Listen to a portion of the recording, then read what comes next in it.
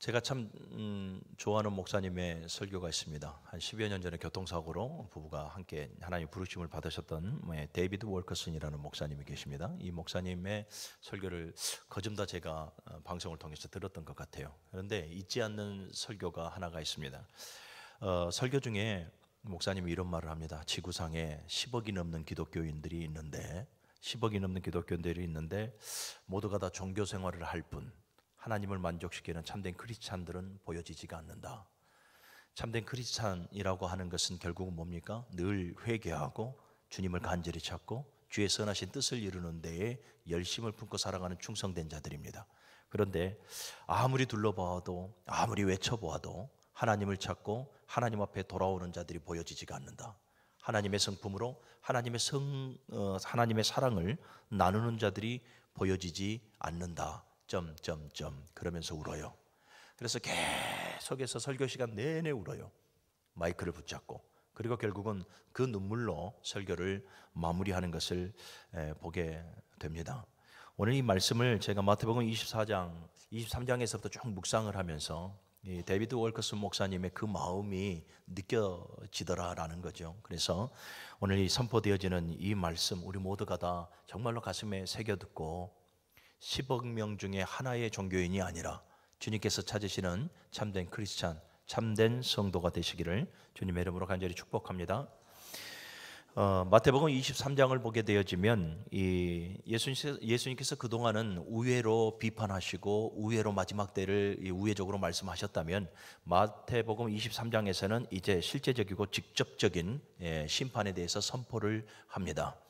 예루살렘아 예루살렘아 내가 많은 선지자들을 파송했으나 너희들이 오히려 그들을 죽이고 너희들이 내게로 돌아오지 않는다.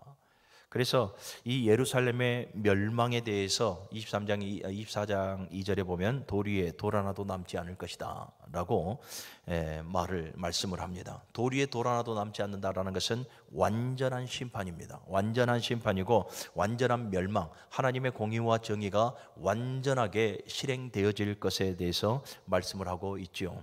실질적으로 이 역사적으로 보게 되어지면 AD 70년경에 이 로마의 디도라고 하는 그 장군을 통해서 예루살렘이 돌 위에 돌 하나 남지 아니하도록 완전히 초토화되어져 버리고 맙니다. 문자적으로 멸망이 성취되어져 버리고 말았다라는 것이죠. 자, 이 예루살렘의 멸망은 단지 예루살렘의 멸망만은 아닙니다. 그 안에 또 들어가게 되어지면 이 궁극적인 의미가 있으니 그 궁극적인 의미는 무엇이냐? 바로 세상의 모든 인류의 종말에 대한, 모든 인류의 심판에 대한 예언적 말씀이 그 안에가 들어져 있더라라는 거예요. 그래서 24장으로 넘어오게 되어지면 이 마지막 때에 나타날 징조들과 이 마지막 때에 나타날 모든 환란들에 대해서 우리에게 경고를 해주고 있습니다. 24장의 말씀을 보면 이 마지막 때의 징조들에 대해서 이렇게 여러 가지로 우리에게 잘 가르쳐주고 있는데요. 거짓 그리스도들이 일어날 것이며 또 거짓 선지자들이 일어날 것이고 또 전쟁과 기근과 지진과 성도들에 대한 핍박과 그리고 성도들의 마음속에 사랑이 식어지니 이 강팍해짐으로 말미암아서 분열과 분쟁이 일어나게 될 것이고 더 나아가서는 모든 불법과 악법들이 성행하게 되어질 것에 대해서 우리에게 말씀을 합니다. 여러분들은 이 마지막 때에 나타나는 이 징조들 예수님께서 친히 말씀하셨는데 우리가 지금 살아가고 있는 이 시대에 이 마지막 때의 징조들을 여러분들 피부로 실감하고 계십니까? 피부로 실감하고 계시지 않는다면 우리는 영적으로 매우 지금 아둔해져 있다라는 것이라는 것을 여러분들이 명심하시기를 바랍니다. 거짓 그리스도, 거짓 선지자의 출현들, 전쟁과 기근과 지진과 여러분 지금 우크라이나 러시아부터 시작을 해서 이 가자 지구에 이스라엘과 이란과 여러 가지 하마스부터 시작해서 헤즈볼라 간에 이런 여러 가지 전쟁들이 일어났잖아요. 그런 것이 여러분 나라와 나라, 민족과 민족 간의 전쟁이에요. 그리고 기근, 하루에 여러분 이거 아십니까? 수만의 사람들이 아사합니다. 굶어 죽는다 이 말이에요. 지금 우리는 너무나 배불리 살아가고 있지만 아프리카부터 시작해서 중동 지역이나 정말로 먹을 것이 없어서 이 기근에 시달리다가 죽어가는 사람들이 정말 하루에도 수만이에요. 그리고 또 지진이라고 하는 것은 자연재해를 말하는 것이죠. 예, 뭐 미국 같은데 강타했던 뭐 100여 년 만에 한 번 온다라고 하는 이러한 이 굉장히 태풍들, 또 지금 중국을 비롯해서 동남아시아 지역에 태풍이 와서 얼마나 많은 피해가 있었습니까? 얼마나 많은 사상자들이 있었습니까? 이처럼 자연재해들, 그리고 갈수록 성도들의 마음에 사랑이 식어져 가고 또 성도들을 향한 세상의 질타가 더욱더 강도 높게 진행이 되어져 버리는 지금의 이 작금의 현실들, 그리고 모든 불법과 모든 편법과 모든 악법들이 지금 각 나라마다 제정이 되어져 버리고 말지 않습니까? 여러분, 10월 27일 날 광화문에서 200만 명, 기독교인들 200만 명이 모여서 이 동성애부터 시작해서 차별금지법이라는 이 악법에 대항하여서 집회를 열려고 계획을 하고 있습니다. 우리는 현장 가운데 참석하지 못하지만 우리가 있는 이곳에서 우리도 함께 기도하며 나아가야 될 줄로 믿습니다. 하나님께서 싫어하시는 악법들이 제정되어지면 안 돼요. 지금 여러분 유럽이나 미국을 보십시오. 이 동성애에 찬성했던 나라들을 보게 되어지면 이제는 게이 목사가 앞에 나와서 설교를 합니다. 정말로 보면 분노가 일어나지 않을 수가 없습니다. 남자가 야리꾸리하게 이렇게 화장을 하고 가운을 입고 나와서 설교를 하고 있습니다. 우리는 그 시대에 지금 살아가고 있어요. 여러분, 이 법들이 통과되어지면 사랑하는 여러분, 남자 며느리를 얻지 말라라는 법이 없습니다. 웃어 넘길 일이 아니에요. 지금 실질적으로 미국은 그러고 있으니까요. 그러니까 이런 악법들이, 이런 불법들이, 하나님께서 기뻐하시지 않은 이런 법들이 제정되어지거나 성행하지 아니하도록 우리도 함께 그 기도의 자리에서 동참해야 한다라는 거예요.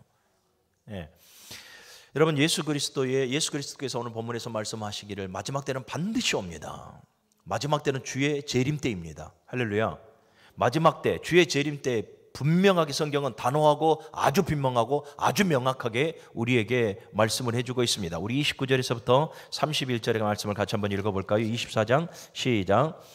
그날 환난 후에 즉시 해가 어두워지며 달이 빛을 내지 아니하며 별들이 하늘에서 떨어지며 하늘의 권능들이 흔들리리라. 그때에 인자의 징조가 하늘에서 보이겠고 그때에 땅의 모든 족속들이 통곡하며 그들이 인자가 구름을 타고 능력과 큰 영광으로 오는 것을 보리라. 그가 큰 나팔 소리와 함께 천사들을 보내리니 그들이 그의 택하신 자들을 하늘 이 끝에서 저 끝까지 사방에서 모으리라. 아멘. 분명하게 성경은 우리에게 단호하고 분명하고 명확하게 우리에게 증거해 주고 있습니다. 주님이 오실 날이 분명하게 있을 것이며 주의 재림이 반드시 이루어질 것이다 라는 것에 대해서 우리에게 말씀을 해요. 사도행전 1장 9절 이하의 말씀도 보면 예수님께서 천사들 대동에서 구름 타고 승천하시는 내용이 나오죠. 그 승천하시면서 하셨던 말씀이 뭡니까? 너희들이 본대로 내가 그대로 오리라 라는 말씀이에요. 그리고 이 종말과 주의 재림에 대해서 이렇게 말씀하셨으니 여러분, 저와 여러분들이 이 주의 재림과 이 세상의 마지막 날을 우리는 간과해서는 안 됩니다. 그리고 세상 마지막 날에 반드시 심판이 있다라는 이 경고의 말씀도 사랑하는 여러분, 우리는 간과해서는 안 된다라는 거예요. 여러분, 노아 시대를 보시기를 바랍니다. 이 노아 시대를 보게 되어지면 37절의 말씀을 볼까요? 노아의 때와 같이 인자의 임함도 그러하리라. 홍수전에 노아가 방주에 들어가던 날까지 사람들이 먹고 마시고 장가들고 시집가고 있으면서라고 말을 해요. 노아 시대에 하나님의 심판이 예견이 되어져 있습니다. 그 하나님의 심판 가운데 얼마나 노아가 선포했겠습니까? 그런데도 많은 자들이 그 하나님의 경고를 무시하고 하나님의 말씀을 귀담아 듣지 아니함으로 말미암아서 모두가 다 심판의 대상이 되어져 버렸다라는 것을 우리 모두가 기억하시기를 주님의 이름으로 간절히 축원합니다. 그래서 마태복음 25장으로 이제 넘어가게 되어지면 주의 재림에 대해서, 주의 재림에 성도가 살아가야 될 삶의 방법에 대해서 우리에게 세 가지 비유를 통해서 제시를 해주고 있습니다. 하나가 바로 열처녀의 비유이고, 또 하나는 달란트의 비유이며, 또 하나는 양과 염소의 비유입니다. 이 열처녀의 비유를 통해서 우리에게 너희가 어떤 길을 살아가야 할 것인가, 어떤 자세로 살아가야 할 것인가에 대해서 말씀하고 있으니 바로 이 마지막 때에 깨어 있어야 되고 이 마지막 때 주의 재림을 준비하는 신앙을 가지고 있어야 한다라는 거예요. 종말론적인 신앙관입니다. 깨어 있어야 되고 준비해야 돼요. 자, 그리고 이 달란트 비유를 통해서 또 우리에게 제시하시는 성도의 삶은 뭐냐? 바로 충성이에요. 충성된 삶을 살아가야 한다. 그리고 양과 염소의 비유를 통해서 우리에게 또 제시하시는 말씀은 의의 삶이에요. 염소의 삶이 아니라 의의 삶, 의로운 삶, 하나님께서 인정해 주시는 그 삶을 살아갈 것에 대해서 우리에게 권고하고 있다라는 것, 여러분들이 이것을 명심하시기를 바랍니다. 물론 이 주의 재림의 시점에 대해서는 우리에게 명확하게 밝히시지 않죠. 왜 그렇습니까? 그거는 하나님의 주권 아래에 진행되어지기 때문에 그러합니다. 하나님의 주권 아래에 진행되어지는 이 마지막 때에, 주의 재림 때에 이거 반드시 여러분들이 이루어진다는 것 여러분들이 명심하시기를 다시 한 번 더 주님의 이름으로 간절히 부탁을 드립니다.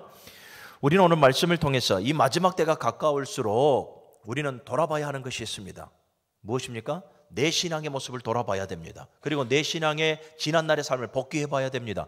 정말 나는 하나님께로부터 칭찬을 받는 신앙의 삶을 살아가고 있었던가, 아니면 하나님께로부터 책망을 받는 삶을 나는 살아가고 있었던가, 정말로 내 신앙의 삶이 정말로 능동적이었고 매우 열심히 있었는가, 아니면 내 신앙의 삶이 제3자가 되어져서 저만치 떨어져 있는 수동적인 신앙의 삶을 살아가고 있었던가.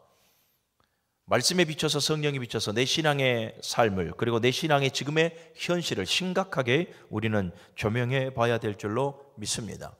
그리고 25장에서 우리에게 새 비유를 통해서 제시해 주신 그 신앙의 삶, 깨어있고 준비하고 충성되어지고 의로운 삶을 살아갈 수 있는, 마지막 때를 살아가는 우리 모든 성도들, 이 종말론적인 신앙관을 세워 살아갈 수 있는 우리 모든 성도들이 되시기를 주님의 이름으로 간절히 축원합니다. 사랑하는 여러분이, 우리는 이 마지막 때가 가까울수록 어떠한 모습으로 살아가야 되는가? 충성된 자의 모습으로 살아가야 된다. 우리 45절의 말씀을 같이 한번 먼저 읽습니다. 시작. 충성되고 지혜 있는 종이 되어 주인에게 그 집 사람들을 맡아 때를 따라 양식을 나눠줄 자가 누구냐? 아멘.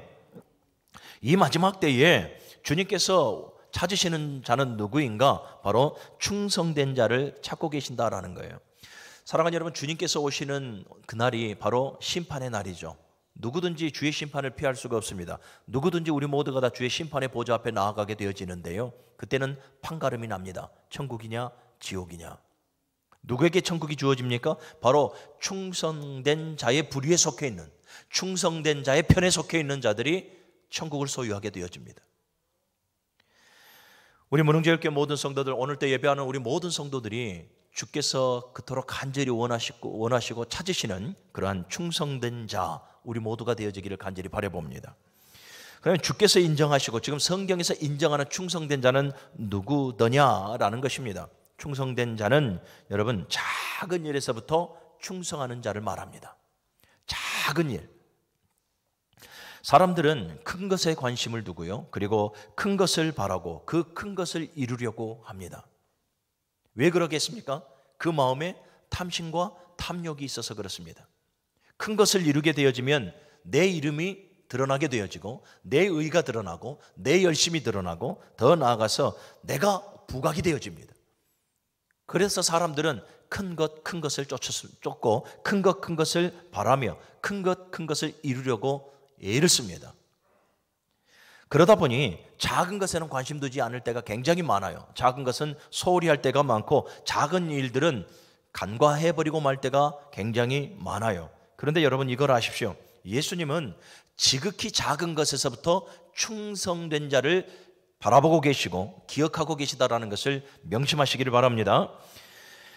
마태복음 25장 21절, 이 달란트의 비유를 통해서 우리가 잘 알 수 있지 않습니까? 잘하였도다 착하고 충성된 종아, 네가 작은 일에 충성하였음에 내가 더 많은 것으로 너에게 맡기리니 주인의 즐거움에 참여할지어다. 아멘. 주님은 지금 무엇을 보고 계셨습니까? 충성됨을 보셨고, 무엇에 충성하는 것을 보셨습니까? 작은 일에 충성하는 것을 주님께서 보시고 인정하셨더라라는 거예요. 사랑하는 여러분, 누가복음 16장 10절의 말씀을 보면 작은 일에 충성할 줄 아는 자가 큰 일에도 충성할 줄 안다라고 우리에게 말씀을 하고 있어요. 반대로 이 말을 역설적으로 엎어놓고 보게 되어지면 작은 일에도 충성하지 못하고 작은 일에 소홀히 하는 자는 큰 일을 맡겨도 이루지 못한다는 그런 역설적인 말씀이 들어져 있는 거예요. 그래서 사랑하는 여러분, 우리는 우리 앞에 맡겨진 그 작은 일에 충성할 수 있는 우리 모두가 되시기를 바랍니다. 여러분, 하나님 앞에는 큰 죄가 없고 작은 죄가 없어요. 모두가 죄입니다. 마찬가지로 하나님 앞에서 여러분 우리가 열심으로 봉사하고 수고하고 헌신한 모든 일들에는 큰 일이 없고 작은 일이 없어요.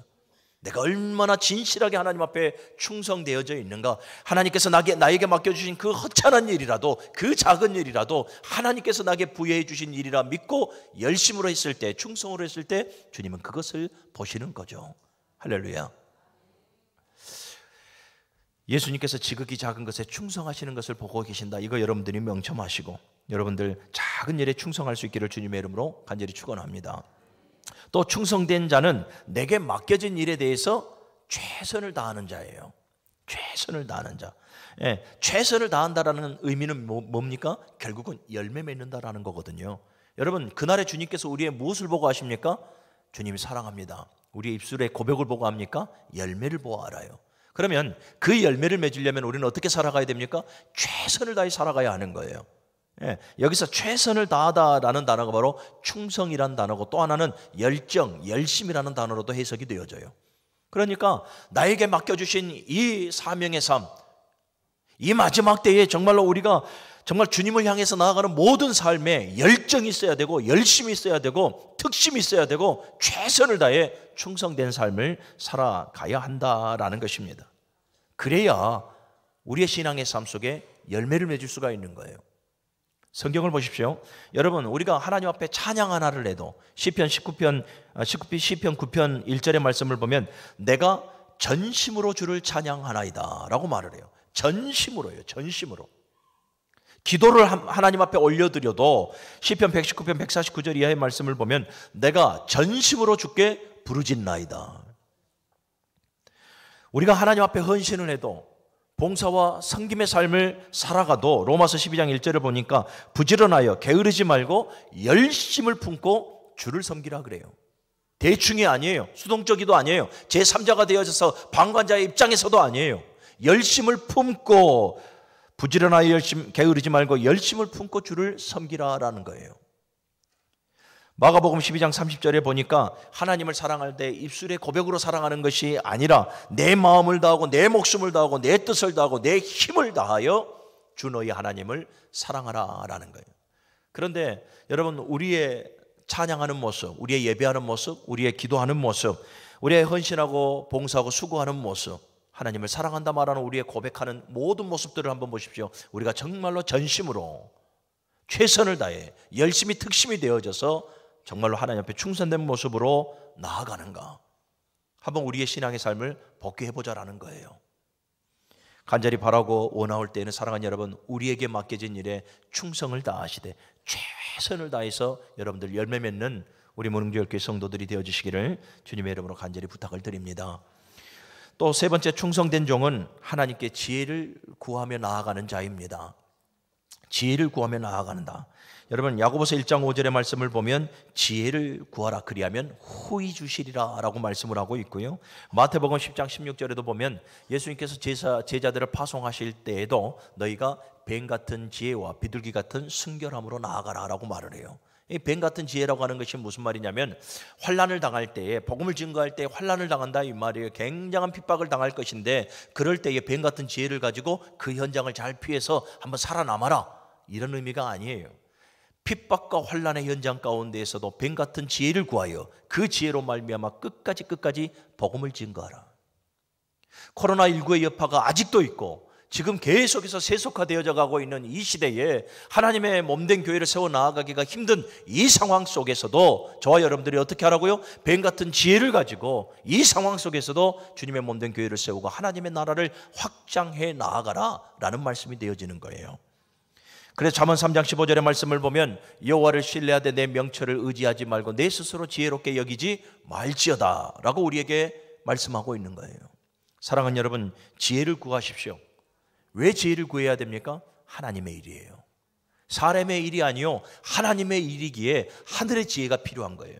우리 인생의 데이터만 가지고 되어지지 않아요. 저와 여러분들의 인생의 경륜과 내 지혜와 지식과 내 힘으로만 되어지는 것이 아니에요.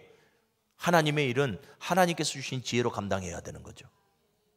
그리고 충성된 종은 성령으로 충만해야 되는 거예요. 성경은 언제나 우리로 하여금 성령을 소멸하지 말고 늘 성령의 충만함을 받으라 라고 말씀을 하죠. 사랑하는 여러분, 에베소서 4장 7절 이하의 말씀을 보면 각 사람에게 하나님께서 성령의 은사를 주신 이유에 대해서 이렇게 말을 합니다. 성도를 온전케 하며, 또 성김과 봉사를 통해서 무엇을 세우려 함이라? 그리스도의 몸 곧 교회요 하나님의 나라를 세우게 하려 함이라라는 거죠.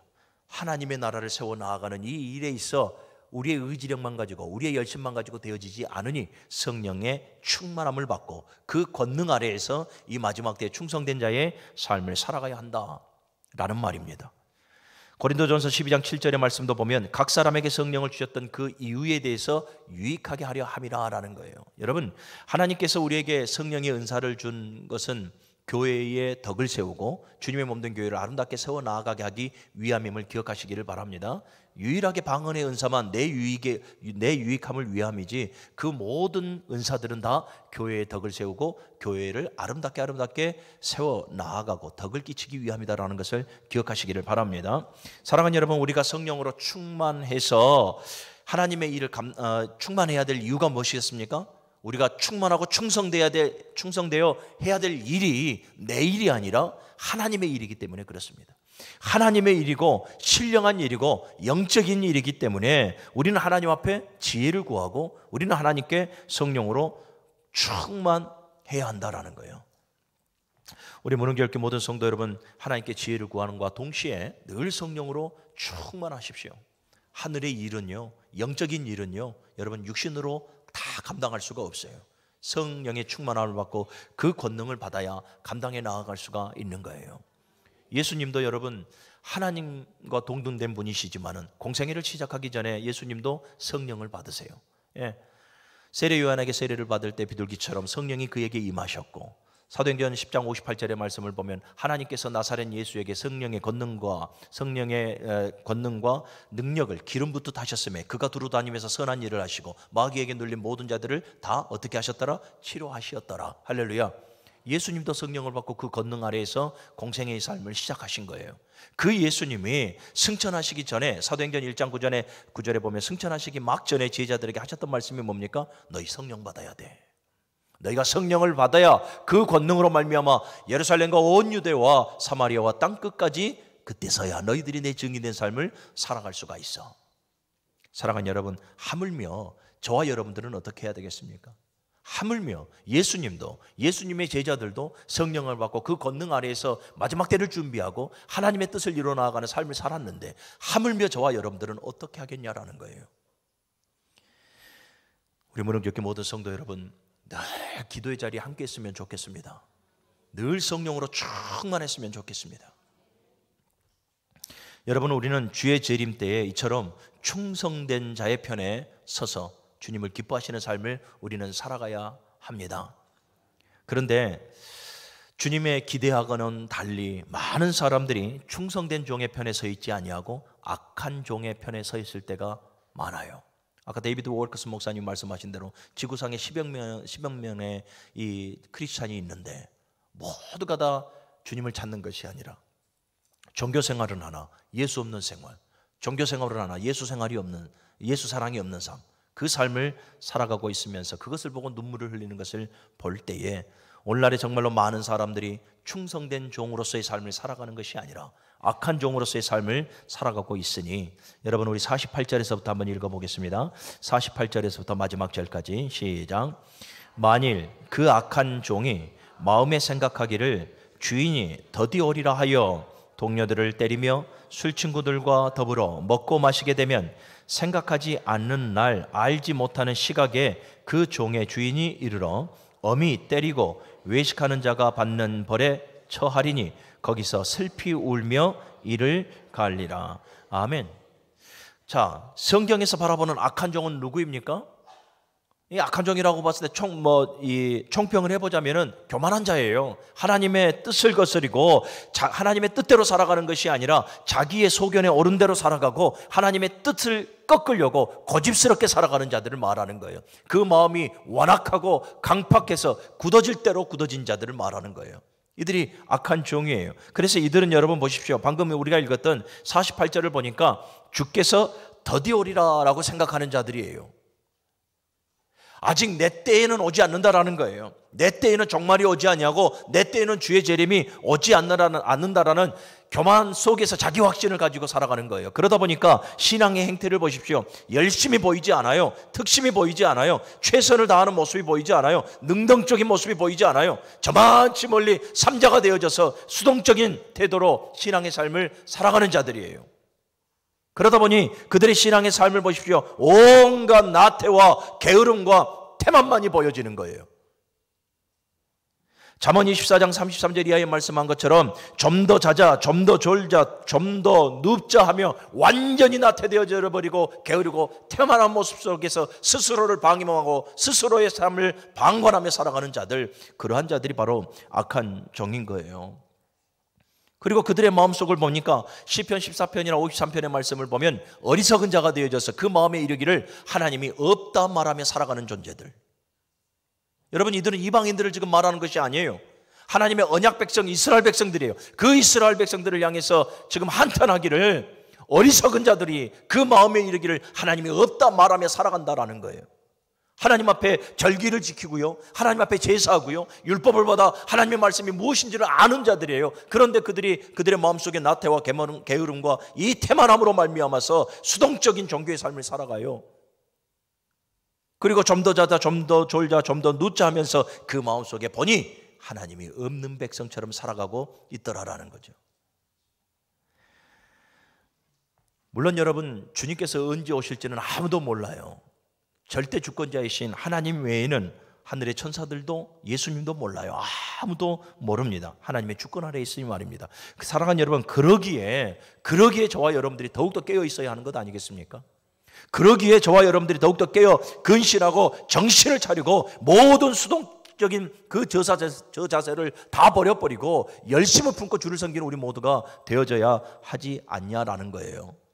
사도 바울은 빌립보서 2장 12절의 말씀을 보면 두렵고 떨림으로 너희의 구원을 이루라라고 말씀해요. 사도 바울에게는 여러분 이 종말론적 신앙관이 있는 거예요. 주님께서 언제든지 주의 때에 반드시 오실 것이라는 그 확신을 가지고 있으니 너희 두렵고 떨림으로 너희 구원을 이루라 라고 말하고 있는 거예요. 사랑하는 여러분, 나는 구원받았다, 자기 확신 속에 거하지 마십시오.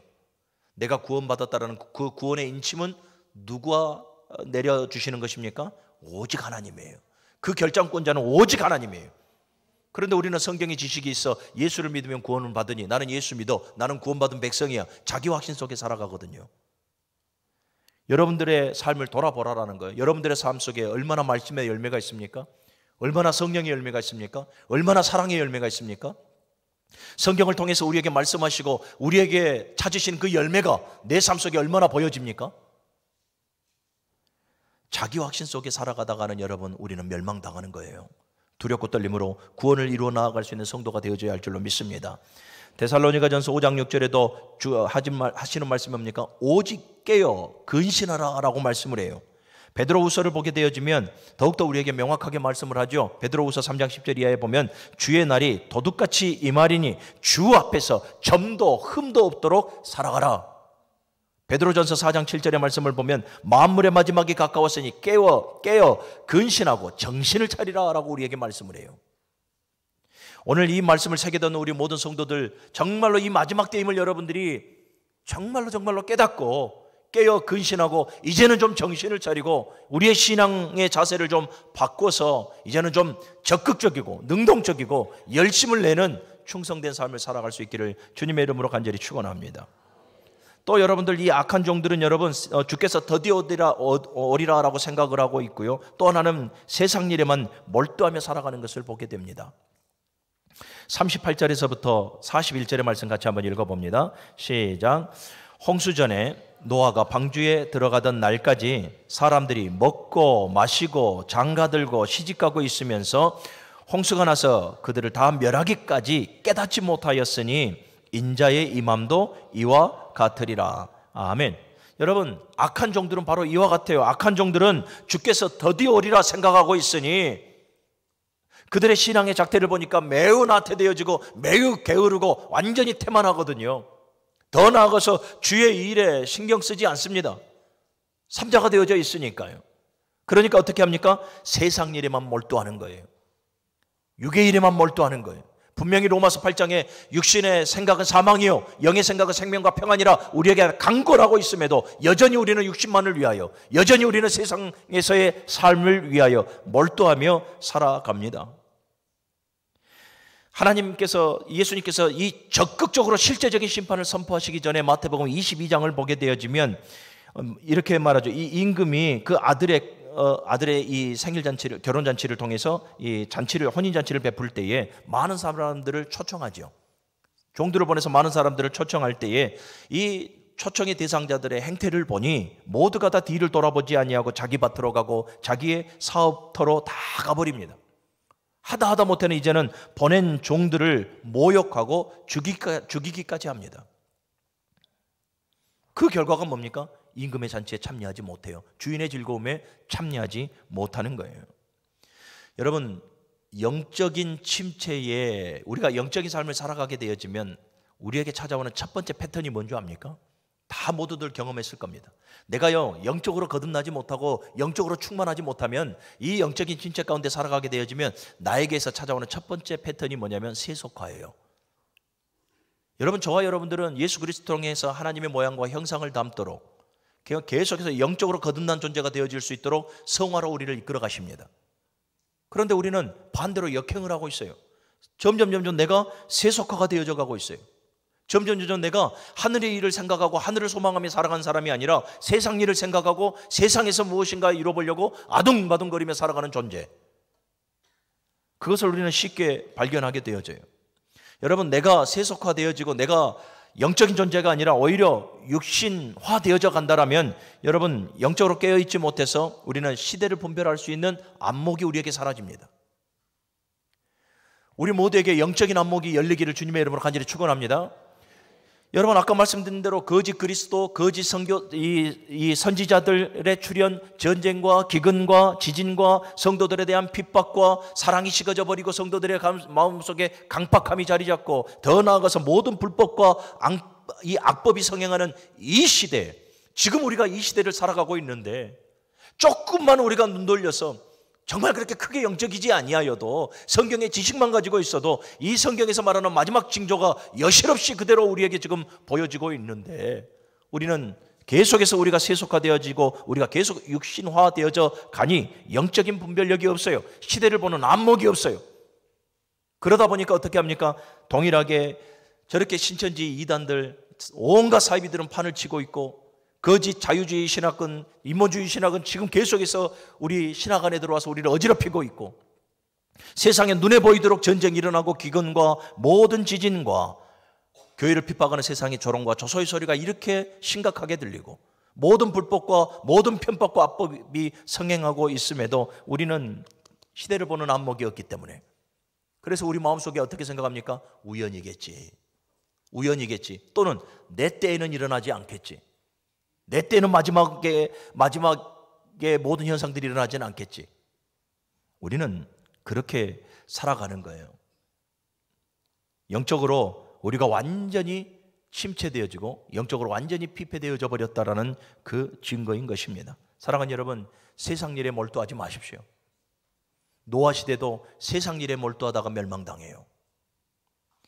이스라엘의 역사를 보십시오. 하나님께서 수없이 많은 종들을 파송하여서 여호와께로 돌아오라, 여호와께로 돌아오라 그렇게 외쳐도 어느 누구 하나 하나님께로 돌아오는 자들이 없고 모두가 다 자기 일에 매진하며 살아가다가 모두가 세속화되어지고 자기 일만 추구하며 살아가다가 그래 멸망당해요. 오늘 이 말씀을 듣는 우리 모든 성도 여러분, 오늘 이 자리에서 우리 다시 한 번 더 하나님 앞에 결단하며 나아가기를 소원합니다. 정말 이 자리에서 하나님, 내가 살아가고 있는 이 시대가 마지막 시대임을 깨닫게 하여 주시옵소서. 나의 영안을 열어주시옵소서. 나의 안목을 넓혀주셔서 정말 이 시대를 아우르는, 이 시대의 대안이 되어지는, 이 시대에 주님께서 찾으시는 그 충성된 종, 그가 바로 내가 되게 하여 주옵소서. 우리는 구하며 나아가야 될 줄로 믿습니다. 그리고 이 악한 종들은 마지막 때에 하나님의 말씀을 가볍게 여겨요. 온전하게 올곧이 듣지 않습니다. 아까 노아 시대도 마찬가지고 또 창세기 19장을 보십시오. 롯의 사위들을 보면 알 수 있지 않습니까? 소돔과 고모라는 이미 하나님 앞에 심판이 예견되어져 있는 곳이에요. 이 롯이 사위들에게 빨리 도망하자라고 말했을 때 그 사위들이 하나님의 말씀을 무엇으로 듣습니까? 농담으로 여겼더라라고 말을 해요. 하나님의 말씀을 귀담아 듣지 않아요. 가벼이 여긴 거예요. 오늘 하나님께서 이 주의 종을 통해서 여러분들에게 이 마지막 징조를 분명하게 선포했습니다. 주님의 재림은 반드시 온다 선포했습니다. 주님께서 언제 오실까는 하나님의 주권 아래 있으니 아무도 몰라요.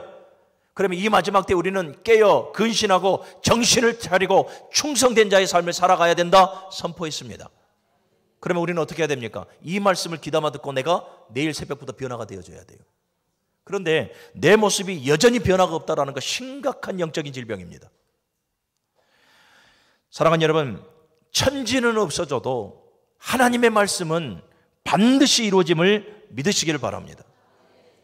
그리고 충성된 종과 악한 종은 반드시 주의 재림 때에 판가름이 나게 되어진다는 것을 믿으시길 바랍니다. 여러분, 그날에 주의 재림의 그날에는 더 이상 기회가 없어요. 아무리 우리가 주님 앞에 꾸며봐도, 아무리 주님 앞에 내가 숨겨봐도, 아무리 지금껏 내가 매주마다 기도하면서 하나님 내가 연약하기 때문에 이렇게 살아왔습니다 변명하고 나를 합리화시켜봐도 그날에는 안 돼요. 모든 것이 들통이 나요. 우리에게 하나님께서 자유의지를 주셨습니다. 선택이라는 놀라운 선택의 권리를 우리에게 주셨어요. 놀라운 축복입니다. 그래서 우리는 모든 문제와 모든 갈등과 모든 위기 속에서 우리에게 주시는 그 자유의 의지, 선택의 권리를 가지고 우리는 선택하며 살아갑니다. 여러분, 그날에는 반드시 우리의 선택의 결과를 책임지게 되어져 있습니다. 내가 정말로 충성된 종의 삶을 선택하여 그 길을 주의 인도하심 따라 살아가게 되어진다면 상급이 있을 것이고 영화로운 삶이 우리를 위해서 주어지게 되지만, 내 선택이 악한 자의 선택의 삶을 살아간다면 결과는 너무나 참담한 결과가 우리에게 주어지는 것입니다. 반드시 그날에는 하나님의 공의와 정의가 하나님 공평하게 이루어진다는 것을 여러분들이 기억하십시오. 우리 문흥교회 모든 성도 여러분, 그래서 우리는 묵상해야 되는 거예요. 그래서 우리는 우리 삶을 다시 복귀해 봐야 되는 거예요. 주의 재림 때, 지금까지는 말고 주의 재림 때 정말로 내가 칭찬받는 충성된 종으로 인정을 받을까? 아니면 책망받는 악한 종으로 내가 정말로 주님 앞에 꾸중을 받고 저주의 삶을 살아갈까? 스스로를 조명해 보시고 그때에 칭찬받고 상급받아 우리 서로 얼굴 마주 보면서 웃는 우리 문흥교회 모든 성도들이 되어지기를 주님의 이름으로 간절히 축원합니다.